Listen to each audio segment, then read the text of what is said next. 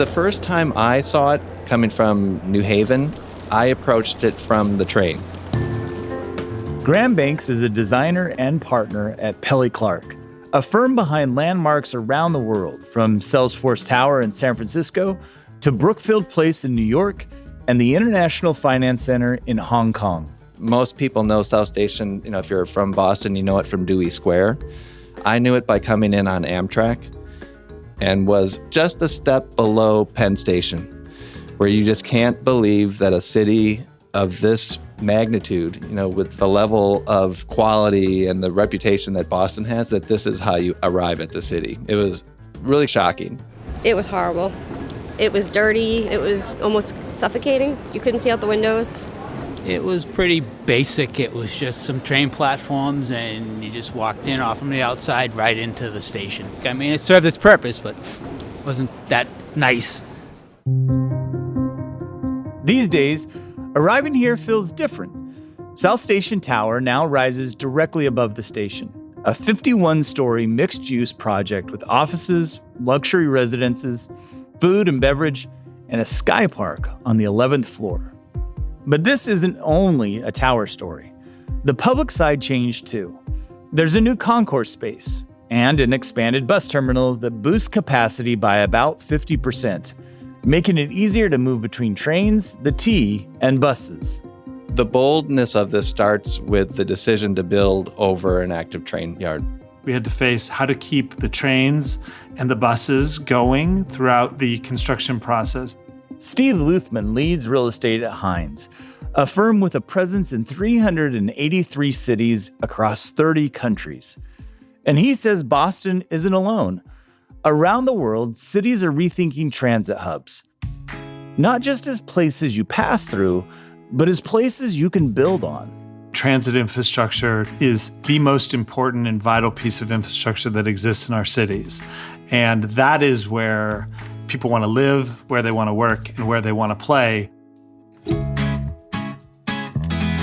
South Station Tower is a case study of this shift, built through collaboration. Public-private partnerships are critical for every type of real estate development. And with large-scale transit-oriented projects, it is simply magnified. I'm Brian Mon, Chief Marketing and Innovation Officer at Fidelity National Financial. And this is Built, where you'll meet creative leaders in commercial real estate. This season, we're going bold. We're exploring big ideas, defining places, and the people who make them real. In this episode, we'll follow how South Station Tower came together and the trust that it takes to pull projects like this off.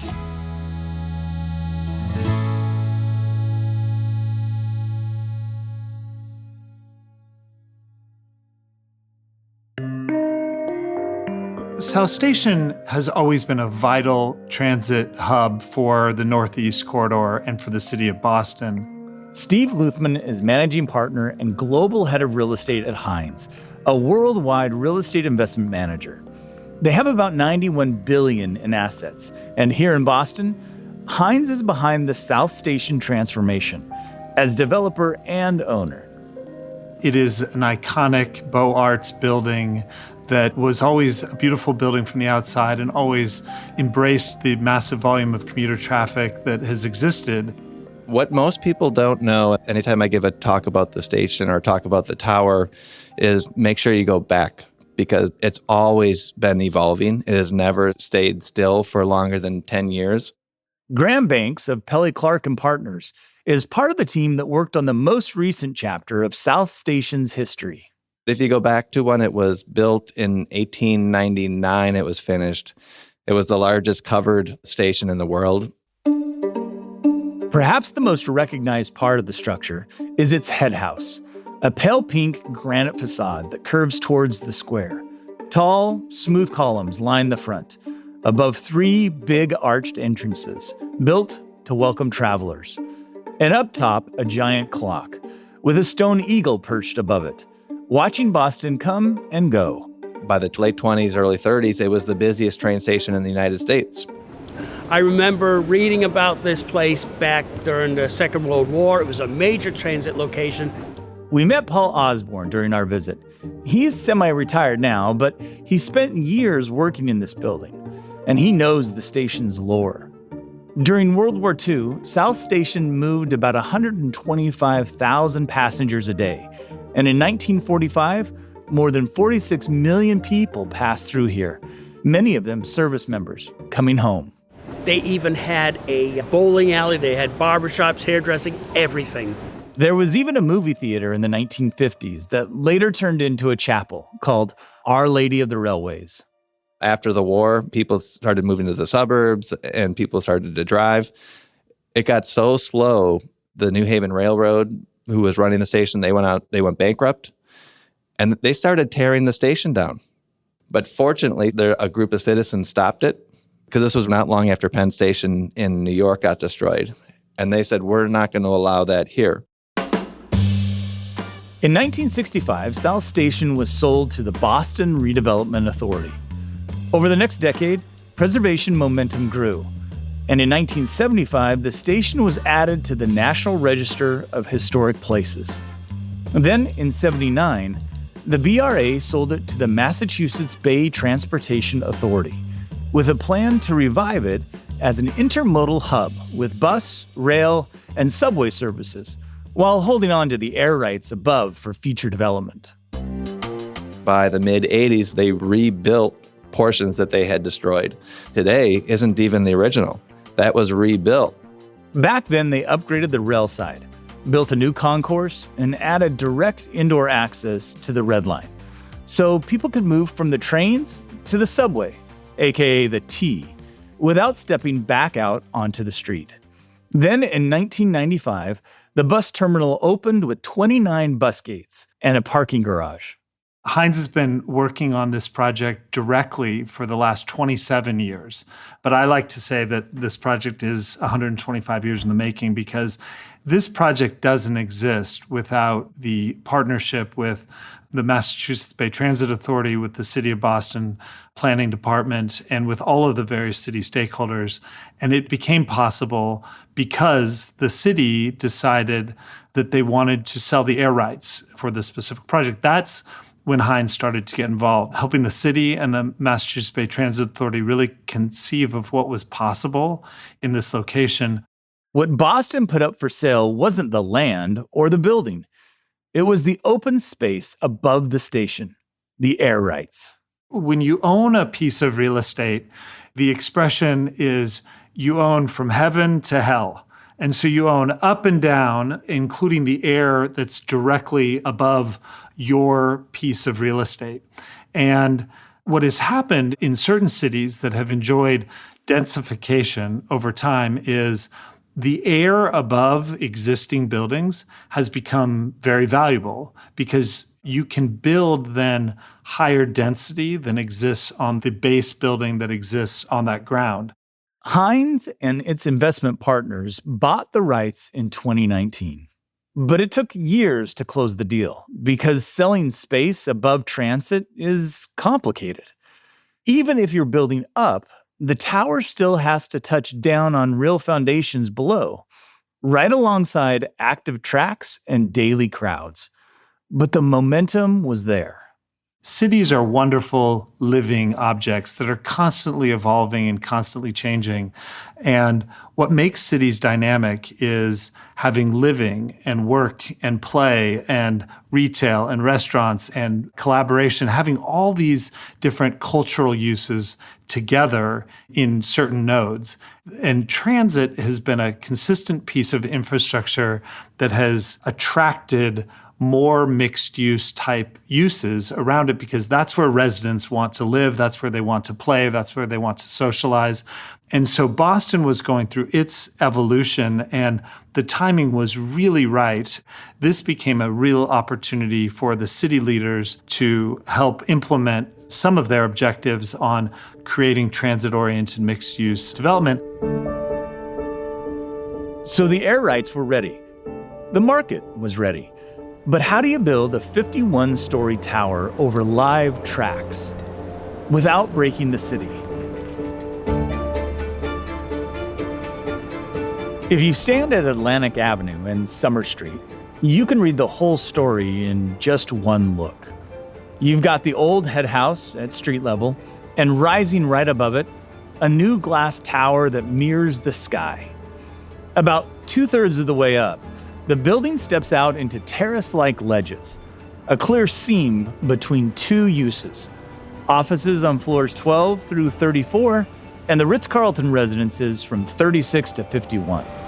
The 2:40 p.m. train to Worcester is now boarding on track 10, moving the following station stops. Step inside, and you're in the new concourse, what they call the Great Space.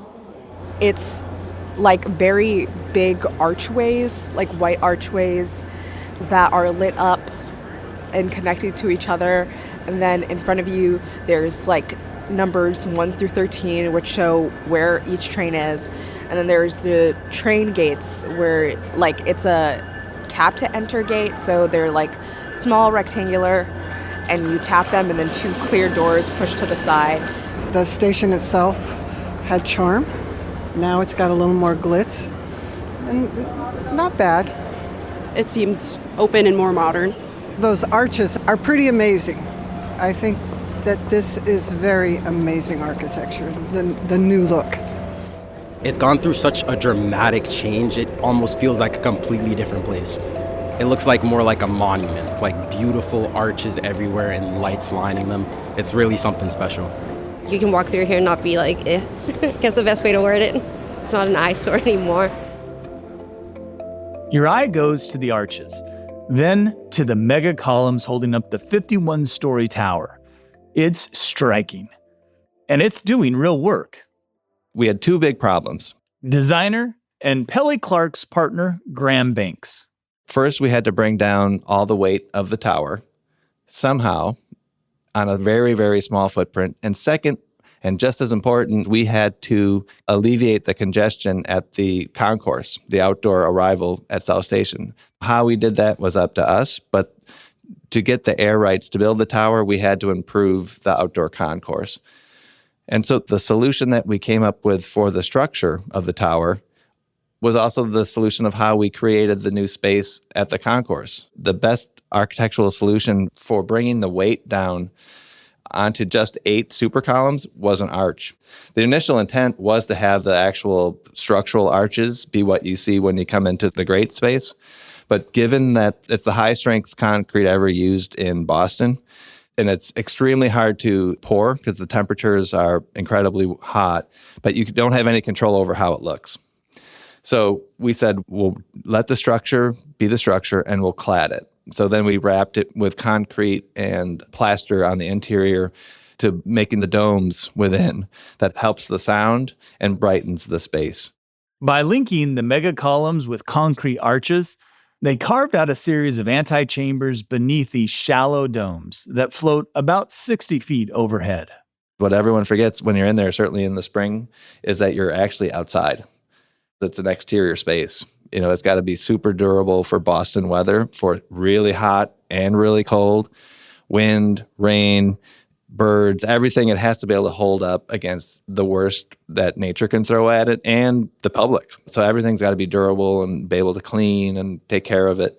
That's why there's no marble, and it's really rugged, but the point was still have it be refined. That's where you take your breath, and then you're on with your day. On your way to work, or maybe to meet a friend for lunch. Food's easy to find here. In the main concourse, you can grab quick bites, and there's even a tavern in the square, tucked inside if you want a real sit-down. To make the project possible, the team also built new structure over the 13 live rail tracks and platforms. That created the footprint to expand the bus terminal, adding about 50% more capacity and tying it directly to the rail and subway connections. The bus station was another block to the south and disconnected. You had this huge walk from people from the South Station bus station back to the head house. So now the 10,000 plus riders of buses are now also part of the South Station. They're not second class citizens, a block away that then they have to walk with their roller bags along Atlantic Avenue. It also made room for a large parking garage. That structure climbs to the 11th floor, where it tops out with a massive park space that connects to the tower. And building all of that was not easy.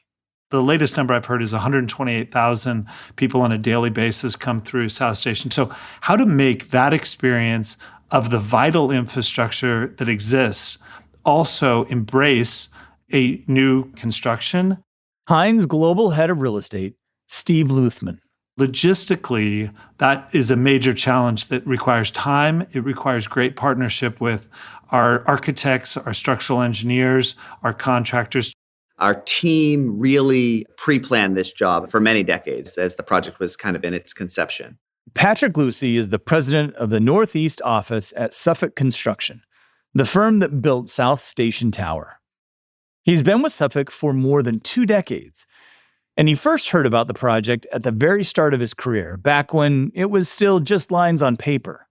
Since then, he's spent years building in Boston and other dense cities, where the job isn't just construction, it's choreography. We know that there's going to be zero space to do anything, and you have to plan every single thing that you do at a minimum down to the day, if not down to the hour. One of the things that was really important for our team was recognizing that there could be no disruption to any of the active services.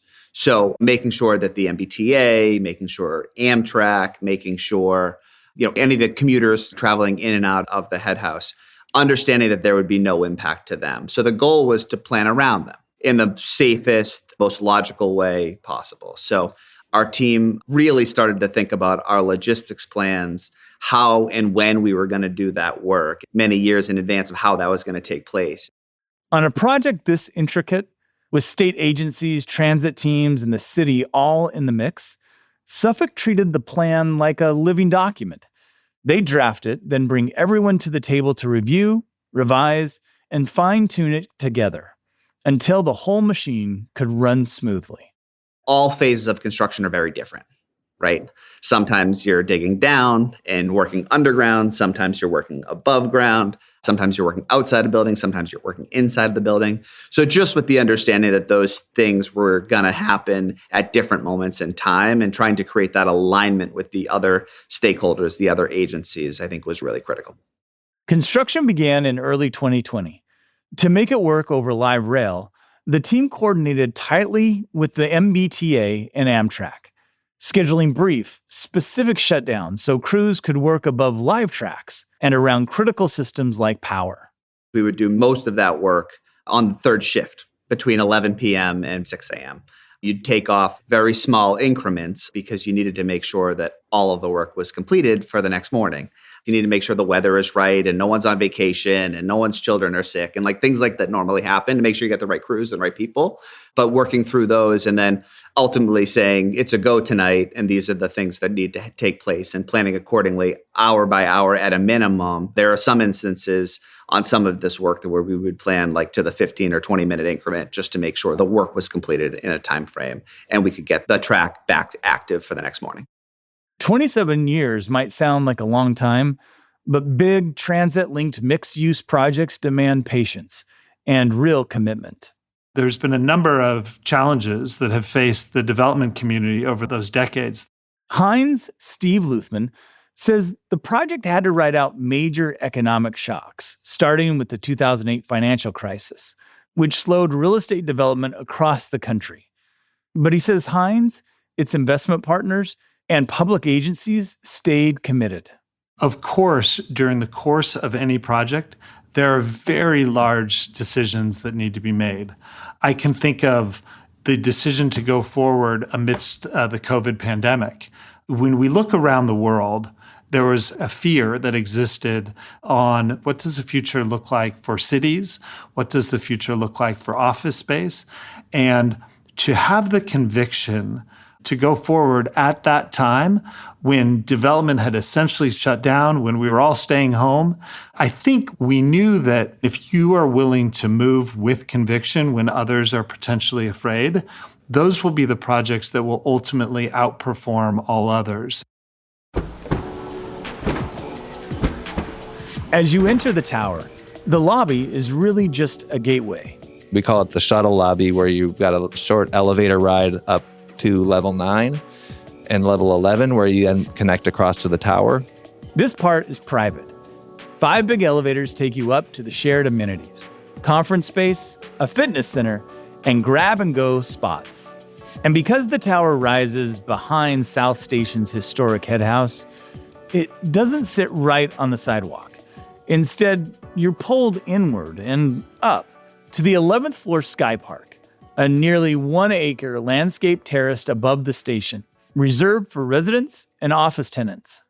We visited in winter, so when the elevator doors open, the impact is immediate. Floor-to-ceiling glass, a snow-dusted park, and the city stretching out beyond it. There are paths and places to sit, and pet-friendly areas, with more outdoor features still being finished. And from here, you can look up and watch the tower keep climbing above you. There's a lot of engineering complexities associated with it. Every single thing that we do, we model 3D virtually ahead of time. Besides the mega columns, the team was also juggling 2 different structural systems inside the building.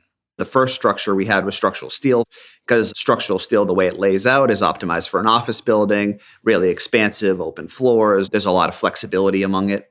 And then traditionally in Boston, residential buildings have been built in cast-in-place concrete. Better for sound, sometimes more cost-effective. And we transferred from a steel building to a concrete building up on the 36th floor, where traditionally that may happen either underground or at grade. Doing that 300 feet in the air is a pretty complex activity too. Most of the steel and concrete came from the US and Canada, and the building was designed to hit big sustainability and wellness goals, like LEED, WELL, and BREEAM. Up on the 30th floor, the view goes panoramic. To the north, you catch a tight cluster of towers. Turn the other way, and it's mostly sky, miles of it. Look down, and you can watch trains glide in and out of South Station. And the vibe shifts as you move through the building. The office floors are bright and crisp with white finishes and cool steel. Upstairs, the Ritz-Carlton residences feel warmer. 166 condos on the top 16 floors, all floor-to-ceiling glass, with finishes in walnut, bronze, and brass. It's a really high-end building, and now it's known as the Ritz Residences. The residential units are beautiful. The expectations of the individuals buying those are that, it's a great quality product. Having done a lot of significant high-rise projects in Boston, I would say that the roof of a building is really unique. To be able to see the skyline, to be able to look over the airport and the Seaport District in South Boston. Honestly, what I love about the roof line in that end of this building is that's really where you're able to witness the work of thousands of people. Because physically, it's actually put in place at that point in time. And I love being able to think about how we as a team, through the client, the architect, the engineers, all the trade partners, were able to come together and not only make it so beautiful, but make it such an iconic place in Boston. Pelly Clark's Graham Banks also thinks of the tower in the context of the city. The tower actually cantilevers out over the top of the station. It hangs out over the top through structural gymnastics, but we don't touch any of the station. We always wanted to have the tower be referential to this classic piece of architecture that everybody associates with Boston. The design always wanted to recede, and that was always been our biggest challenge, because you still have to balance having enough tower to make it financially feasible to be able to build all the improvements. One can't happen without the other. Graham says South Station Tower could end up anchoring the east side of Boston's skyline for a long time, because just across the Fort Point Channel, the seaport sits under Logan's flight paths, with FAA height limits that keep most of the new buildings there much shorter. It really balances the Hancock Tower to the west, which has always bookended the end of the skyline. The Central Business District is that zone between one side to the other. But of course, a project of this magnitude also has detractors. It was a beautiful old station. We didn't need to have a skyscraper sticking out the top of it. And when we talked to people around, one thing came up again and again. There's plenty of high-income housing throughout the city. So I think if there was more affordable housing, that would be better. Boston is an expensive city. It's a world-class city. Like, to be a homeowner in Boston is almost next to impossible. Most of the homes here list for about 1.2 million up to around 14 million, above Boston's median sales price, which Redfin reported in January 2026 as being $825,000. But Boston isn't unique. In many places across the country, we're short on housing. What we need as a developer to do is continue to build all types of housing. Heinz Steve Luthman. That includes building affordable housing, market rate housing, luxury housing, includes building multifamily, senior housing, horizontal development to include single family homes. And we believe that the creation of more supply of residential is the answer to a lot of the affordability challenges that exist today. But this is not just a United States problem. All around Europe, Asia, I think about Japan and Korea and Australia, all markets are experiencing a shortage of housing. So as a developer, we do have a responsibility to find ways to develop more housing in every product class in the marketplace. And that's what we're doing. Pelly Clark and Partners Graham Banks says this is one of those big projects everyone has access to, something millions of people move through every year. You don't get that with most towers, right? Usually it's just a big tower taking a block. This is totally different because everyone gets to experience it in a physical way. And if South Station Tower feels like a once-in-a-generation story, Steve says Heinz sees it a little differently. That trend towards highly connected, urban, transit-oriented projects is one that's been occurring around the world for the last couple of decades and has only since, I would say, the last 10 years really taken hold in the major markets in the United States. Steve says Heinz thinks about city growth beyond what they build. It's also about where they invest and how they partner with local leaders. These districts are so important for our cities, and for Heinz to have not only the opportunity but the responsibility of helping shape the next generation of the world's leading transit facilities. We take that responsibility incredibly seriously, and it also, because we've had so much success in doing it, it leads to new opportunities with cities as they're thinking through how they're going to activate and densify their transit infrastructure. And for him, transit hubs are key. Stack the right mix of uses around them, offices, homes, shops, public spaces, and you can change what a neighborhood feels like. Look, developing next to or on top of transit facilities is one of the most challenging things that we can do as a developer, but it's also one of the most impactful things that we can do as a developer or an investor. We think about our strategy, whether it be the development of One Vanderbilt in New York, adjacent to and alongside of Grand Central Station, or we think about our CIBC Square project, which is a 3 million square foot development that is located on top of the rail at Union Station in Toronto, or Porto Novo in Milan that was developed alongside the Garibaldi train station. Steve points to Toronto's CIBC Square as a clear example of how these projects build on each other. CIBC Square is a tightly integrated public-private partnership working with the Metrolinx, which is the government transit authority in Ontario, working with the city of Toronto, working with the GO trains, which are the commuter trains, and ultimately the bus. And the team in Toronto was really able to learn about how to work with public stakeholders in order to create an incredible outcome for the city and for the ultimate transit connectivity. And they've got a refined playbook for projects like this. One of the great things about Heinz is we have 70 years of history, and tapping into that knowledge base is something that we do each and every day. We do say that we've made every mistake that there is possible in development. We just try not to make the same mistake twice. And for our teams, whether they be in Boston or whether they be in San Francisco, Chicago, or Mumbai, to be able to look around the world and say, what were the success factors of that project? And how can I translate those projects to the local context in which I'm operating? It's a great asset. But these projects only work if the public and private sides can stay in step for years, Or for developments like South Station Tower, decades. We, as an organization, try to start the project by listening to what is important to the local neighbors. What would they like to see in the project? What is important to our city stakeholders? Listening to them first and foremost really helps inform the design and the use in the program that we ultimately develop. So every project is a public-private partnership.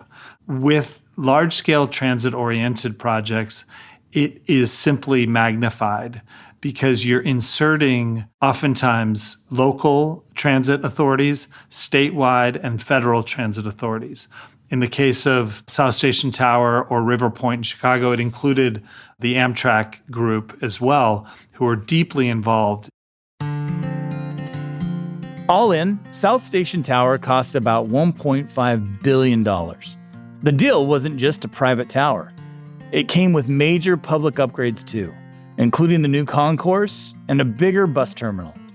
And Hines says office tenants like Jones Day, FM, and Citadel have already signed on. I think there can be no greater expression of a bold investment and development strategy than building on top of a transit facility. This is a global opportunity, and it's one that is not for the faint of heart. And Graham, the designer, sees the same idea from ground level. Things go up and down. Nothing ever stays the same. And some things take longer to change. This has been almost 130 years with South Station. I'm just excited to see where the area is going next, because this is just a note in the score, right? It's just one piece of the conversation. It's going to continue to change, and it's just such an honor, though, to be part of that conversation that goes back to the late 1800s.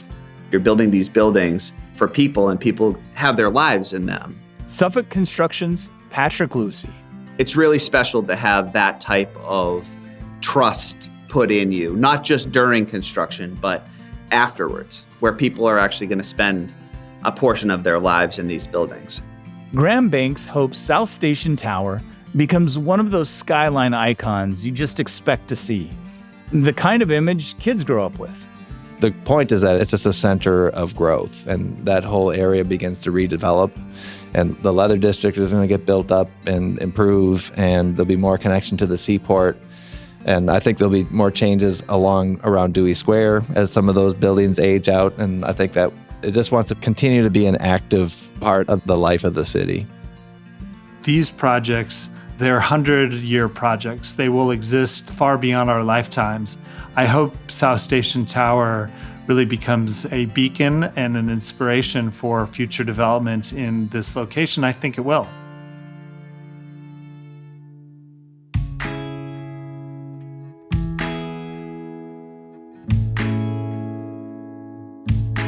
If you want to check out photos and videos of South Station Tower, visit us at builtpodcast.com. Built is a co-production of Fidelity National Financial and PRX Productions. From F&F, our project is run by Annie Bartelos. This episode was produced by Sandra Lopez Monsalve. Our location producers, in Boston, Nico Rivers. In New Haven, Jonathan McNichol. And in Chicago, Lou Carlozo. Our editor is Genevieve Sponsler. Production support by Adriana Rosas Rivera. Audio mastering by Rebecca Seidel. The executive producer of PRX Productions is Jocelyn Gonzalez. Special thanks to our guests and to Marisa Montesentoro, Chris Linville, Sean Neary, Lisa Mulvey, John Martell, Paul Osborne, Naima Benoit, Devery Bongard, Christina Bolter, Musa Traore, Kimberly Grace, and to everyone who talked to us at South Station. Thanks for listening to Built, where we explore bold developments in distinct markets, reshaping our built world.